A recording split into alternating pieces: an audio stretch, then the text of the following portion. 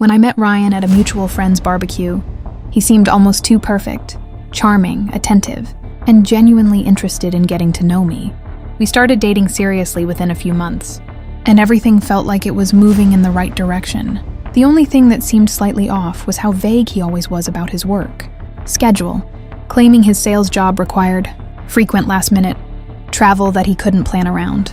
He would disappear for entire weekends, citing business trips to cities he never seemed to mention beforehand, and he always kept his phone face down, quickly stepping away to take certain calls in another room. I told myself this was simply how his job worked, and that not every relationship needed complete transparency about every single detail. He was affectionate and present whenever we were actually together, which made it easy to overlook the growing list of small inconsistencies. Looking back now, I realize I had been quietly ignoring warning signs for months, convincing myself that love meant giving someone the benefit of the doubt, even when a part of me knew something didn't quite add up. A few months into the relationship, the inconsistencies started becoming harder to ignore. Ryan mentioned once that he had spent the weekend in Chicago for a work conference, but a friend of mine happened to see his car parked outside a restaurant in our own city that exact same weekend. When I brought it up casually, he explained it away quickly, saying his flight got delayed and he ended up staying local instead.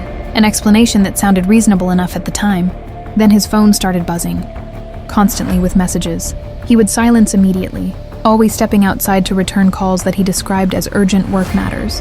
One evening, a text notification flashed across his lock screen from a contact simply saved as home, containing a message about picking up groceries on the way back.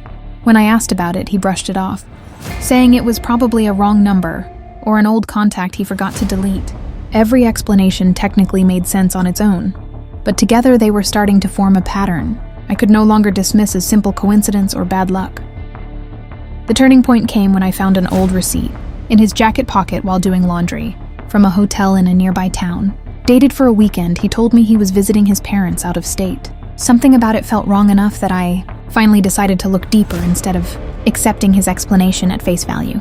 I searched his name online that night and found a second social media profile under a slightly different spelling of his name, with photos of him at family dinners, holiday gatherings, and a woman who was clearly his girlfriend or wife in nearly every recent picture. The profile showed an entire life I knew nothing about, complete with tagged locations at an address just 20 minutes from my own apartment. I sat there scrolling for hours, piecing together a timeline that matched perfectly with every mysterious business, trip, and sudden disappearance he had explained away over the past several months. My hands were shaking as I realized Ryan had been living two completely separate relationships at the same time, carefully scheduling his life so neither of us would ever discover the other. I saved screenshots of everything I found, knowing I needed solid proof before confronting him with something this serious.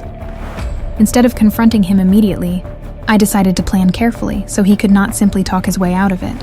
I found the address tagged in several of his other photos and drove past it one evening when he claimed to be working late at the office.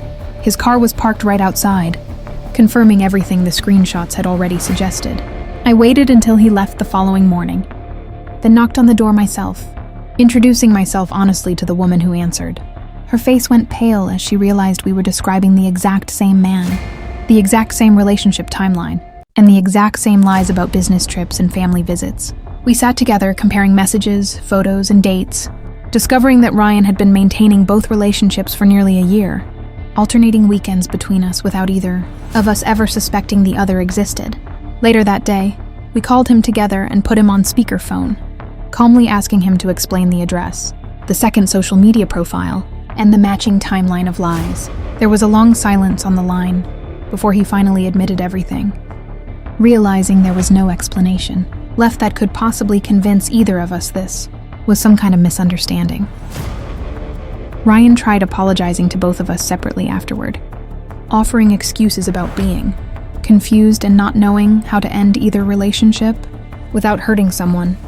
Neither of us accepted his explanation, and we both ended things with him completely that same week. The woman I met, whose name was Claire, and I stayed in touch afterward, and we ended up becoming genuine friends through the strange shared experience of realizing we had both been living inside the same elaborate lie. We often joke that the only real relationship that came out of dating Ryan was the friendship we built with each other once the truth came out, Looking back, that single hotel receipt, tucked away in a jacket pocket, ended up unraveling an entire year of carefully maintained deception. If you ever notice small inconsistencies that don't quite add up, especially when someone always seems to have a reasonable explanation ready, trust that instinct and take the time to look a little closer before dismissing it. If you want more real stories like this one, with twists you will not see coming, make sure you subscribe so you never miss the next one.